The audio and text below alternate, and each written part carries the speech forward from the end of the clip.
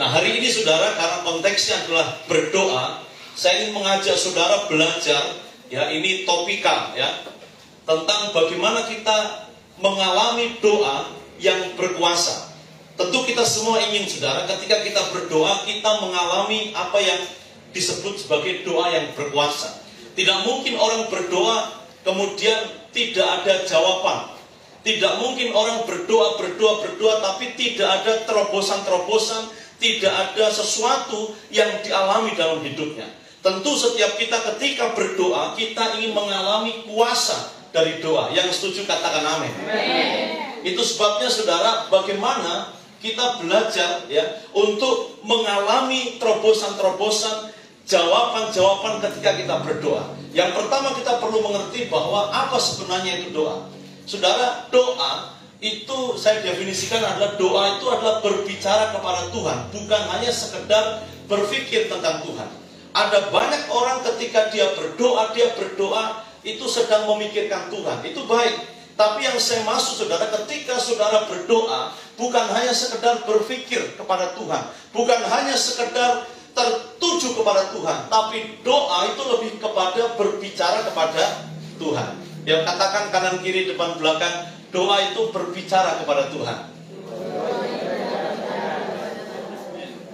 Saudara, doa itu berarti berbicara, ya, ngomong, ya, bicara dari hati ke Tuhan.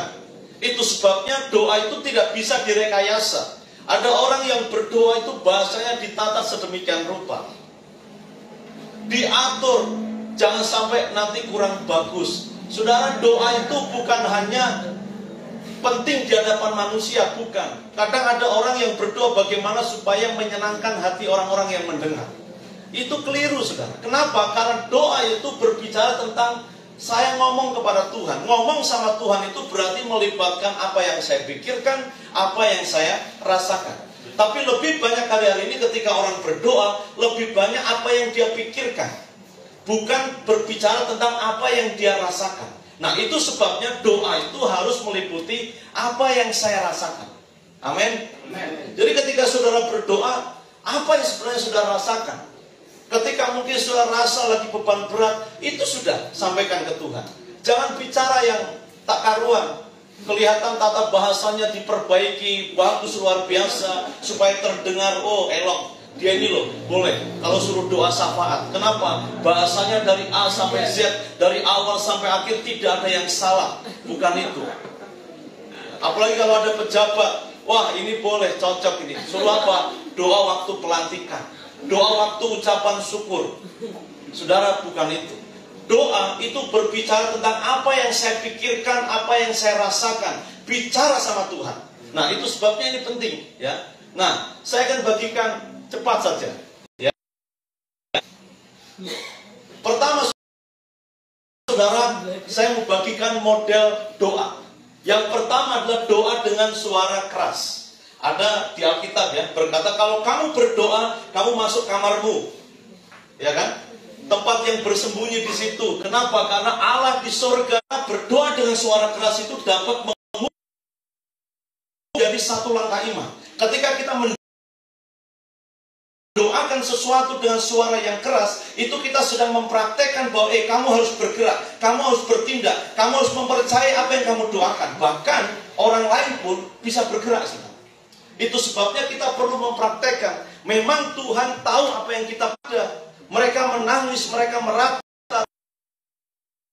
dengan nyaring. Kenapa? Bukti bahwa mereka meminta dengan kesungguhan hati di hadapan Tuhan. Saya mau katakan kepada setiap kita, ini waktunya bukan lagi berdoa dengan cara-cara yang biasa. Amin. Persoalan sudah terlalu berat, saudara. Tantangan sudah terlalu hebat. Orang jatuh dalam dosa, saya mengubah sikap saya, pasti akan terjadi. Jadi doa itu adalah bagian dari langkah iman kita. Amin. Jadi orang yang punya langkah iman, pasti dia akan berdoa bukan dengan.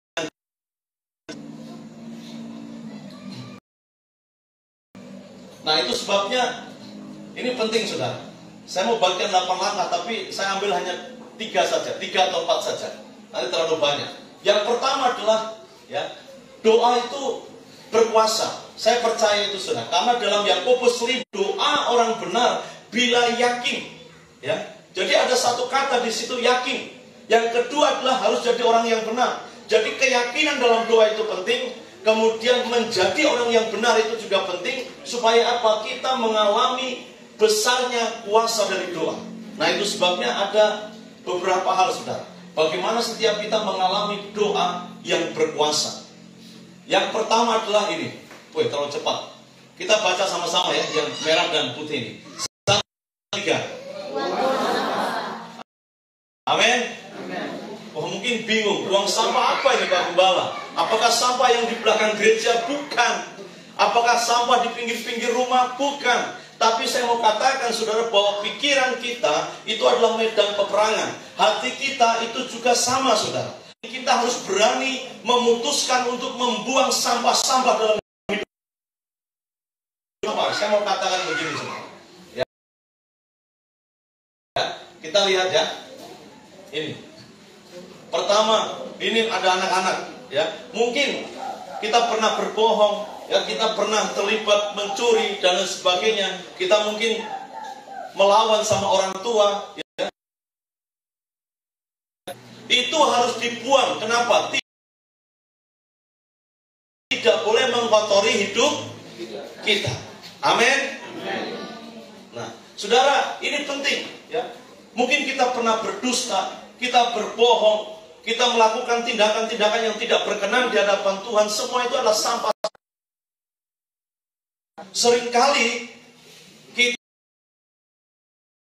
kita tidak taat dengan orang tua kita. Kita melawan otoritas di atas kita. Kita melawan orang-orang dewasa, mungkin kakak kita, ya, mungkin adik kita, om kita. Itu juga bisa menyebabkan apa?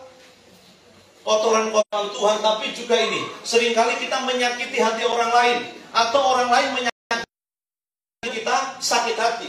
Kita menyimpan kemarahan, kita dendam, kita tidak mau melepaskan akar pahit dalam diri kita. Itu juga adalah bentuk dari sampah, dan itu harus dibuang. Kenapa saudara? Kalau sampah dibiarkan bertumpuk-tumpuk berhari-hari, apa yang terjadi? Busuk. Hati masih menyimpan kemarahan dengan orang lain, masih suka mendendam, tidak mau bicara sama orang-orang tertentu. Itu adalah bentuk sampah. Itu harus dibuang. Karena apa? Itu kotoran saudara. Itu tidak boleh ada dalam hidup kita, ya. Itu sebabnya pas saudara datang jadi pendengar, tapi Tuhan mau pemulihan itu terjadi hari ini, sekarang ini, di tempat ini, dalam hidup saudara.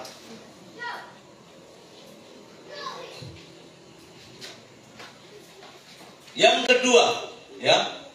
Yang kedua, kalau kita ingin mengalami doa yang berkuasa, yang pertama tadi buang sampah dalam hidup kita. Yang kedua adalah kita harus berani untuk memeriksa hubungan.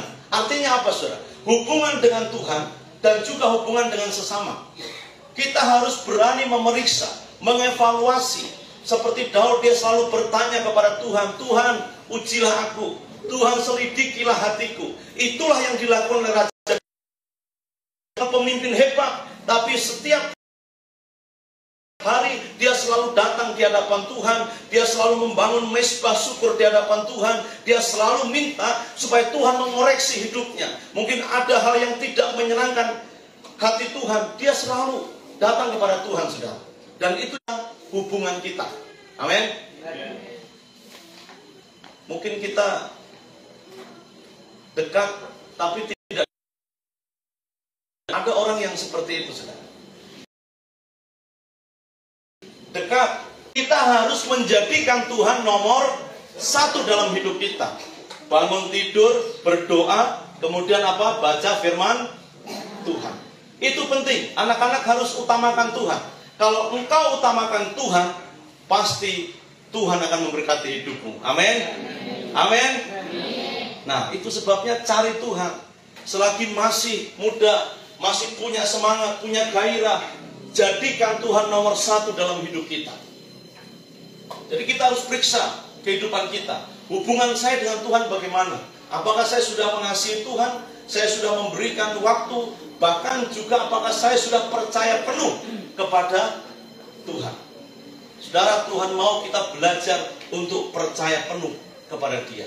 Satu kali saudara, ada suami istri sedang liburan, ya.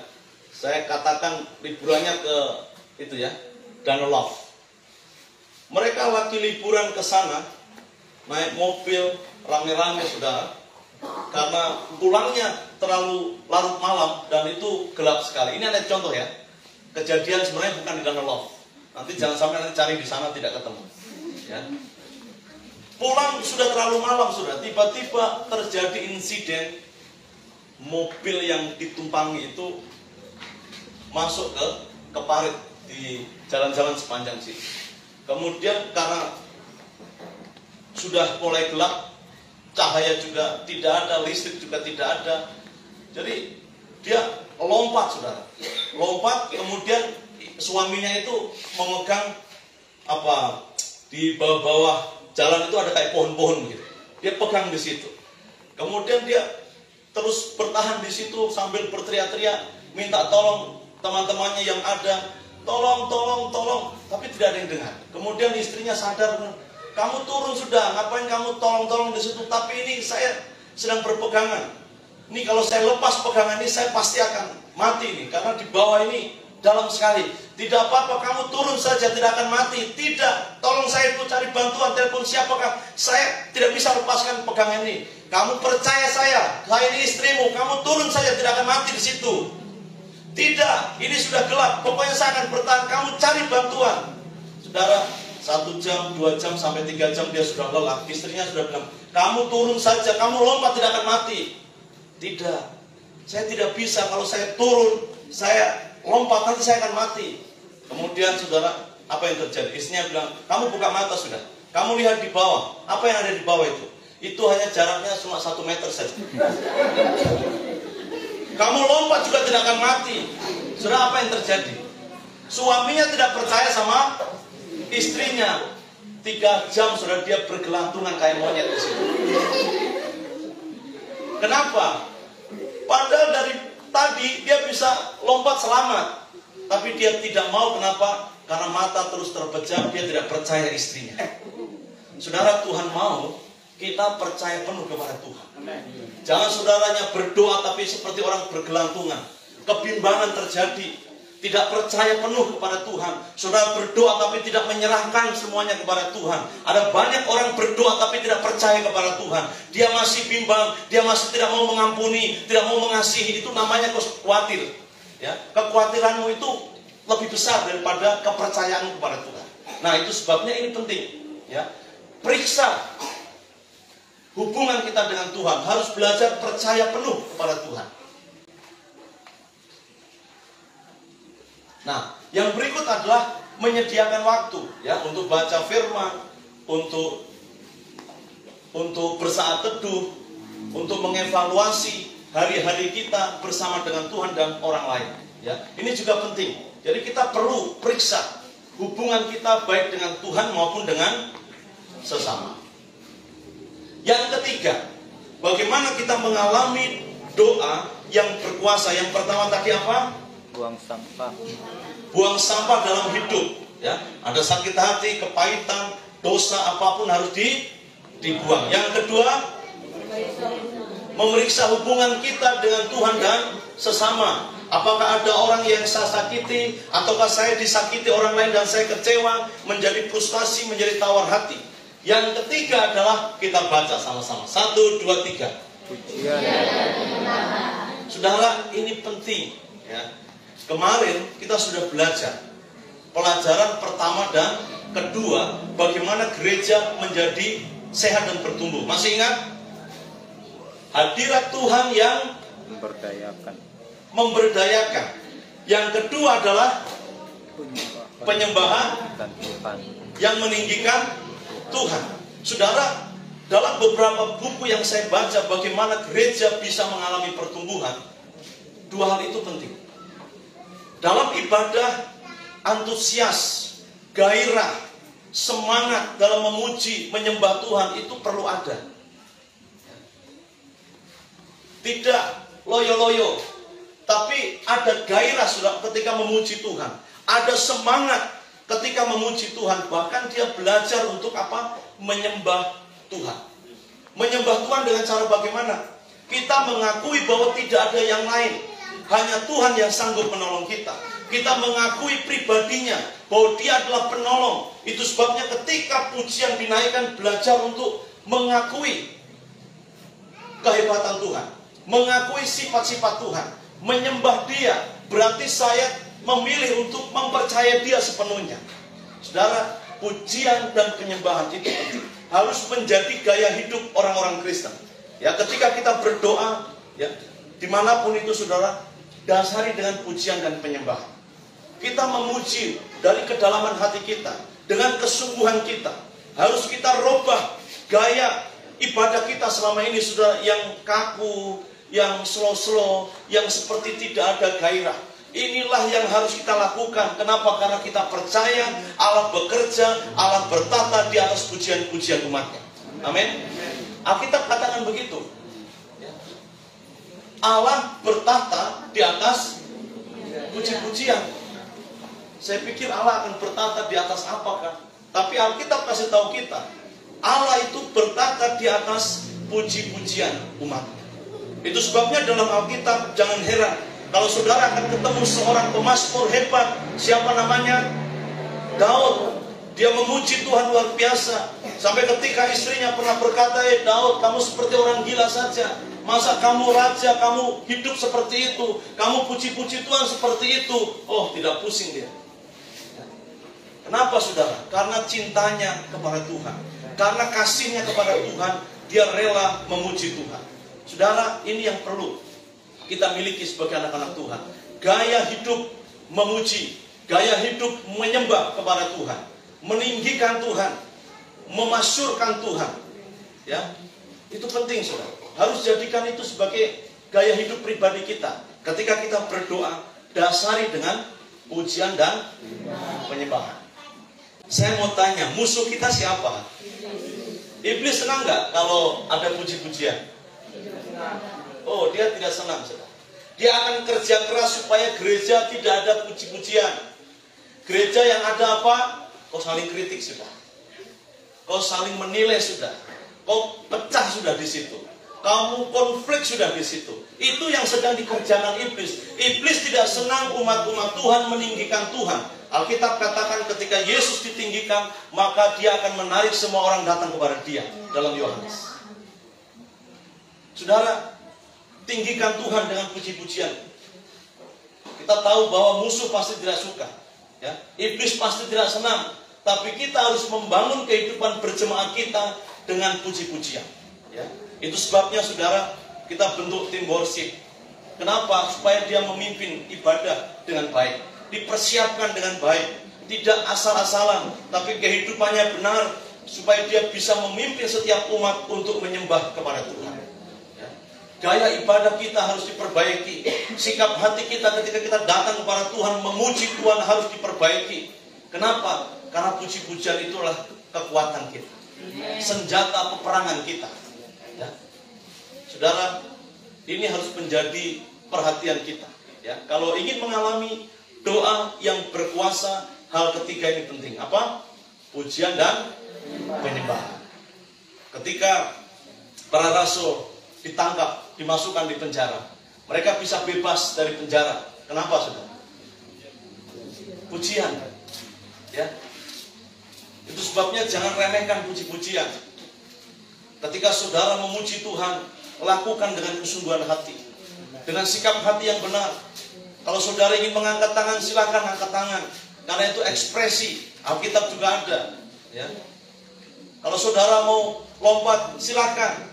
Yang penting jangan apa kemarin Pak Gembala bilang, angkat tangan, tutup mata dari awal sampai akhir, tidak bangun-bangun tidur. Itu yang tidak boleh. Ya. Nah, yang berikut tadi model doa yang pertama adalah doa dengan suara keras. Yang kedua ada dua model doa. Yang kedua adalah kita baca sama-sama. 1, 2, 3. Doa tumpang tangan. Doa dengan tumpang tangan. Ya. Menumpangkan tangan dan sebagainya itu diajarkan dalam Alkitab juga. Ya. Yesus juga memberkati, kadang mengangkat tangannya dan lain sebagainya, memberikan sentuhan. Nah, itu sebabnya ini penting, saudara. Doa dengan suara yang keras. Yang kedua adalah doa dengan tumpang tangan. Sebabnya ketika saudara diberikan kesempatan untuk mendoakan orang lain, tanya, boleh nggak saya berdoa tumpang tangan untuk kamu? Mungkin di atas bahunya, di kepalanya, ya. Silakan. Ya. Kenapa, saudara? Kita percaya bukan pada tangannya yang berkuasa, tapi pada doanya. Ya. Di Alkitab juga banyak orang yang, itulah cara Tuhan yang luar biasa. Kadang Paulus pelayanan, ya, hanya kadang lihat bayangan Paulus, kesembuhan terjadi, ya. Kadang pakai sapu tangan Paulus, mukjizat terjadi. Coba sekali-kali pakai sapu tangan saya, kan? Jangan berkata bahwa kalau dulu Paulus pernah pakai cara begitu, harus cara ini. Tidak. Cara-cara itu bisa beda-beda, ya. Bukan pada caranya, bukan pada sarananya, saudara. Tapi bagaimana hubungan kita dengan Tuhan itu yang penting. Ada banyak orang yang waktu saya dipercayakan untuk bawa ke Israel, mereka ke Israel itu bawa minyak urapan banyak-banyak. Saya tanya, untuk apa ini minyak urapan? Oh, nanti saya bawa ke Indonesia. Saya akan bawa ke Papua. Untuk apa? Saya akan jual. Saya akan jual kemudian nanti untuk doa orang-orang sakit. Dalam hati saya, berarti doanya bisnis dong. Iya kan? Berarti doanya bisnis, ya kan? Dan hari-hari ini itu banyak, saudara. Ada orang yang menekankan minyak urapan misalnya. Ada yang menekankan, oh doa harus mungkin apa? Tumpang tangan dan sebagainya. Itu hanya cara, saudara. Tapi kita sebagai anak-anak Tuhan tidak boleh terpaku kepada hal seperti itu. Yang harus kita lihat adalah itu hanyalah sarana, ya. Yang terpenting adalah doa kita di hadapan Tuhan untuk orang itu. Yang terakhir adalah doa puasa. Hari ini kita sama-sama lakukan itu. Doa puasa. Kenapa doa puasa itu penting, saudara? Dalam Alkitab saya menemukan banyak sekali tokoh-tokoh dalam Alkitab melakukan doa puasa. Kira-kira siapa? Anak-anak bisa menyebutkan nggak? Siapa kira-kira di Alkitab yang berdoa dan berpuasa? Ayo, siapa? Siapa? Contoh di Alkitab yang dia berdoa dan berpuasa. Ada yang tahu? Ada yang bilang Ayub. Siapa? Ada? Esther. Oh, Nabi Yoel yang jawab. Siapa? Esther. Esther berapa lama berdoa dan berpuasa? Ada yang tahu? 3 hari. Ada yang tahu lagi? Siapa lagi? Daniel. Daniel berapa lama? Ada yang tahu? Daniel berdoa puasa berapa lama? 3 minggu. Terus siapa lagi? Musa. Musa berapa lama? 40 hari. Kemudian siapa lagi dalam perjanjian baru? Tuhan Yesus. Berapa lama? 40 hari. Di mana Tuhan Yesus berpuasa? Di bukit? Di mana? Yang benar. Masa sudah diubah? Di mana Tuhan Yesus berdoa puasa? Ketika setelah itu dia dicobai. Di mana? Jangan bilang di padang bulan, ya. Tadi saya dengar di padang bulan katanya. Di mana? Di namanya adalah bukit pencobaan. Disitulah Tuhan Yesus dicobai, ya, di padang gurun, di atas sekali. Ya. Nah, ini tokoh-tokoh Alkitab yang kita bisa lihat, ya. Musa berdoa puasa 40 hari. Daniel 3 minggu, Esther 3 hari. Bahkan kalau mau cari lagi referensi masih banyak. Tapi paling tidak ini memberi gambaran bahwa mereka bisa menjadi orang-orang hebat, menjadi pribadi-pribadi yang bisa dipakai Tuhan. Kenapa? Karena hubungan dengan Tuhan itu menjadi prioritas. Ya. Hubungan dengan Tuhan itu yang dikejar, saudara. Itu sebabnya ini juga penting bagi setiap kita. Makanya saya selalu katakan, Bukan apa yang kau kerjakan itu yang membuat kau berhasil, tapi apa yang kau berikan kepada Tuhan itu yang membuat kau berhasil. Waktumu dengan Tuhan itu akan menentukan waktumu bersama dengan orang lain. Kalau engkau dekat dengan Tuhan, engkau bisa bicara dengan siapapun tanpa ada ketakutan. Bahkan saya pernah katakan, barang siapa berani berlutut di hadapan Tuhan, dia berani berdiri di hadapan siapapun. Kenapa? Tidak ada lawan. Orang Ambon bilang apa? Saya nggak ada lawan. Ya kan? Semua lawan kalah, saudara. Kenapa? Karena kita membangun hubungan kuat dengan Tuhan, kedekatan dengan Tuhan. Nah, dalam puasa penting saudara mencermati dalam Matius 6 ayat 16 sampai 18. Apa di situ? Jangan dilihat, jangan ingin dilihat orang. Ada banyak orang puasa ingin dilihat orang. Ya, Alkitab katakan apa? Ya seperti khusyuk, ya seperti ingin dilihat kualitas keagamaan dia. Saudara, puasa bukan sekedar perintah agama. Kalau agama sebelah itu diperintahkan oleh agama. Tapi kita bukan karena diperintahkan agama. Puasa yang kita lakukan karena apa? Kesadaran kita. Karena kita ingin lebih dekat dengan Tuhan, membangun hubungan yang lebih dekat lagi dengan Tuhan. Bukan sekedar perintah agama, saudara. Kalau perintah agama, puasa makannya banyak. Karena perintah agama. Orang pikir kalau puasa itu berarti tidak makan dan tidak minum. Ya benar juga, tapi kalau sudah puasa tidak makan, tidak minum, tapi masih kata-kata kotor, masih suka maki-maki, apa bedanya? Itu tidak ada bedanya, ya kan? Itu sebabnya ini penting. Ketika sudah puasa jangan ingin dilihat oleh orang. Lakukan itu karena saudara mengasihi Tuhan. Lakukan itu karena saudara ingin membangun hubungan lebih dekat lagi dengan Tuhan. Sudah selesai. Berarti ada 3 model doa yang kita pelajari. Yang pertama apa tadi? Dengan suara keras. Tumpang tangan. Yang kedua, tumpang tangan. Yang ketiga, doa puasa. Ya. Belajar apa yang sudah kita pelajari hari ini. Lakukan sudah. Karena Tuhan rindu supaya terjadi terobosan-terobosan, pemulihan-pemulihan dalam hidup kita. Saya mengajak kita mengambil waktu sejenak di hadapan Tuhan. Renungkan kebenaran firman yang sudah kita dengar hari ini. Mungkin masih ada sampah dalam hidup kita.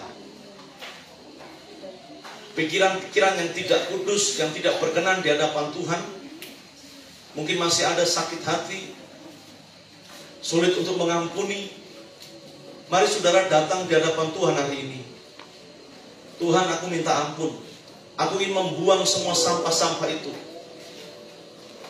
Supaya setiap doa-doaku dijawab oleh Tuhan. Mari saudara datang secara pribadi. Kalau ada orang-orang yang telah saudara sakiti, ada orang-orang yang telah, itu sebabnya malam hari ini Tuhan kami datang di hadapan-Mu. Layakkan kami Tuhan. Kami rindu pemulihan terjadi. Kami mengalami kuasa doa yang kami naikkan kepada Tuhan. Terima kasih Bapa.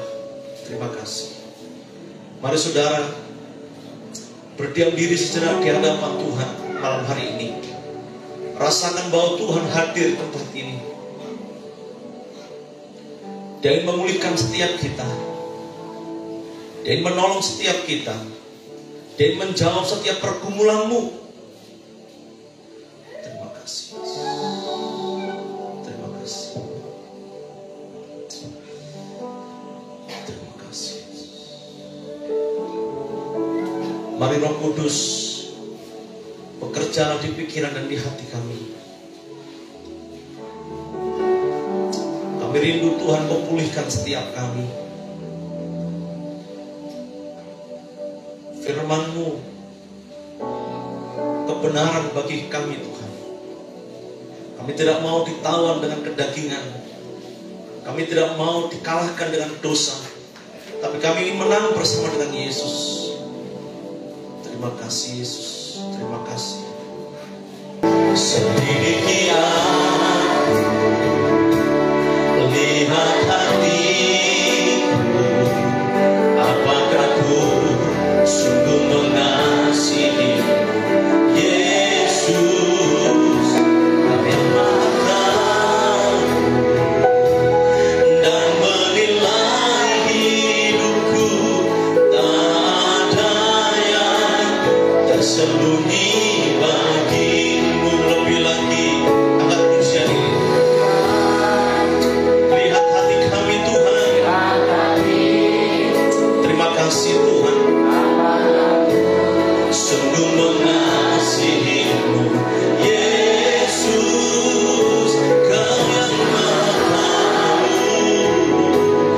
dan menilai hidupku, tak ada yang tersembunyi bagimu. Aku lihat kebaikanmu yang tak pernah habis di hidupku. Ku berjuang sampai akhirnya Kau dapati aku tetap setia. Telah kulihat kebaikanmu, Yesus, yang tak pernah habis di hidupku. Ku berjuang sampai akhirnya Kau dapati aku tetap setia. Mari saudara dengan kesungguhan hati angkat pujian ini.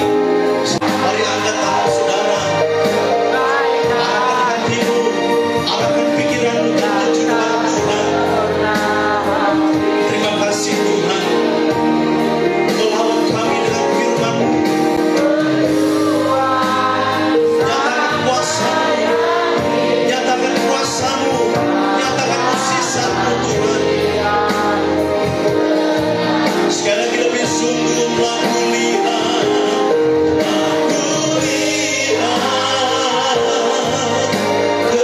kebaikanmu yang tak pernah habis di hidupku. Haleluya. Sampai akhirnya Kau dapati aku tetap setia. Kau dapati aku tetap setia. Kau dapati aku tetap setia. Mari saudara datang secara pribadi di hadapan Tuhan saat malam hari ini.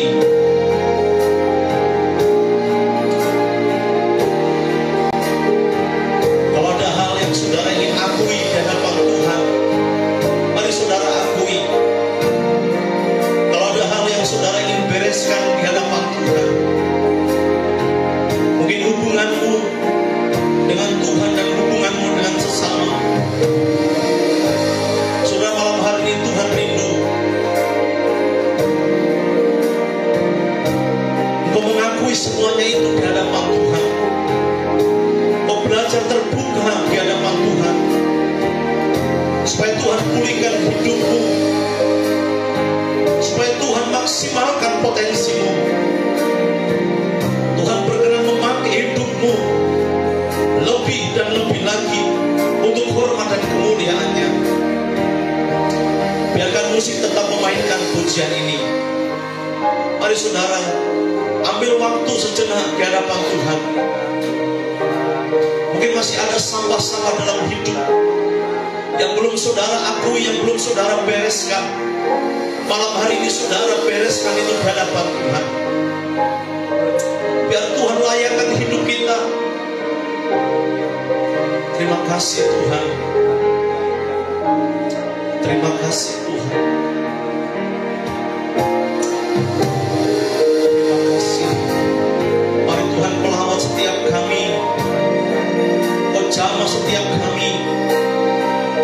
Nyatakan kebenaran itu dalam hati kami, supaya kami meninggalkan semua yang tidak berkenan di hadapan Tuhan. Kami hidup kudus di hadapan Tuhan. Kami meluangkan waktu untuk terus datang bersekutu di hadapan Tuhan.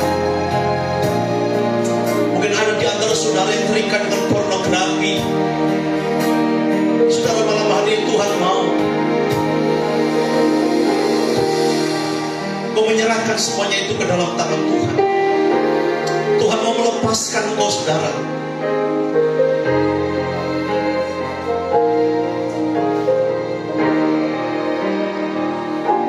Saudara hidup dalam perjudian, hidup dalam persinahan. Saudara datang di hadapan Tuhan dengan hati yang hancur. Akui bahwa setiap kita berdosa, akui bahwa setiap kita lemah. Kita butuh Yesus untuk menjamah setiap kita. Saudara sudah bekerja dengan keras, tapi seperti masa depan tidak ada, keberhasilan tidak ada. Mungkin saudara masih hidup dalam kutuk. Saudara, malam hari Tuhan ingin melepaskan saudara, agar saudara hidup terlepas dari belenggu